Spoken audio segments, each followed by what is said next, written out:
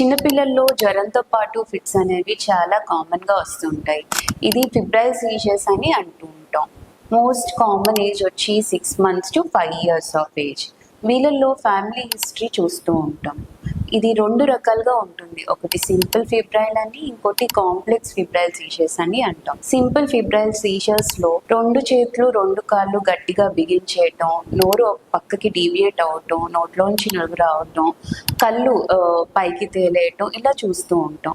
ఇది 15 minutes duration కంటే ఎక్కువ ప్రొలాంగ్ అవ్వదు. 24 hours లో మళ్ళీ ఇంకో ఎపిసోడ్ చూడం. అలాగే 24 hours లో మోర్ దెన్ 1 ఎపిసోడ్ చూస్తే కనుక కాంప్లెక్స్ ఫిబ్రైల్ సీజర్స్ అని అంటాం.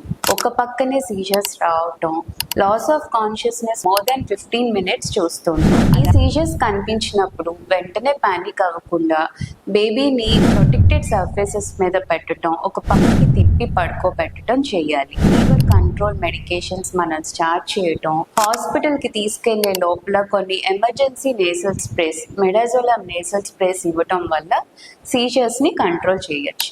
Akkineni women's hospital, Vijayawada. ఇప్పుడే కాల్ చేయండి 8984 140 999.